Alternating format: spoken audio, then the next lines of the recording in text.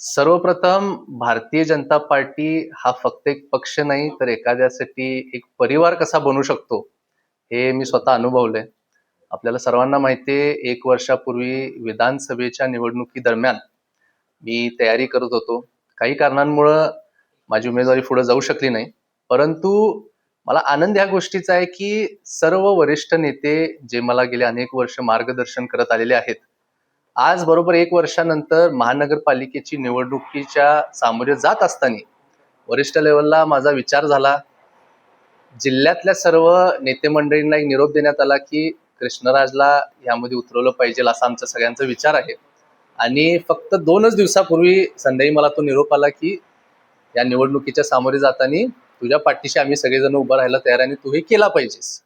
मी खास करून सन्माननीय मुख्यमंत्री देवेंद्रजी फडणवीस साहेब, सन्माननीय प्रदेश अध्यक्ष रवींद्र चव्हाण साहेब, त्या टाइमचे प्रदेश अध्यक्ष सन्माननीय बावनकुळे साहेब आणि भारतीय जनता पार्टीचे सर्व वरिष्ठ नेत्यांचे खूप खूप मनापासून आभार मानतो की त्यांनी माझ्यावर एवढा विश्वास व्यक्त केला आणि एवढी मोठी ताकद म्हणून माझ्या पाठीशी ते उभे आहेत.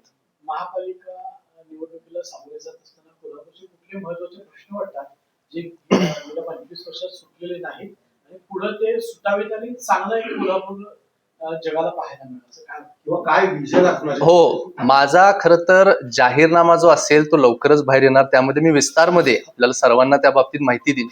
पण आपण सगळ्यांनी बघितलं असाल की माझ्याकडे कुठलंही पक्षाचं किंवा संविधानिक पद नसताना सुद्धा मी कोल्हापूरचे अनेक समाजाशी निगडीत असणारे प्रश्नांवरती काम करत आलो आहे.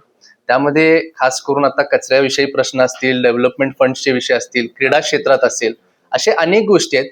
परंतु ह्या निवडणुकीला सामोरे जात असताना मी थोडेसे वेगळे युनिक मुद्दे घेऊन उतरणार आहे आणि ते आज या ठिकाणी जाहीर करणं ते योग्य नाहीये. पण येणाऱ्या काही दिवसांमध्ये जेव्हा माझा जाहीरनामा बाहेर पडेल त्या माध्यमातून मी तुम्हाला सांगेन.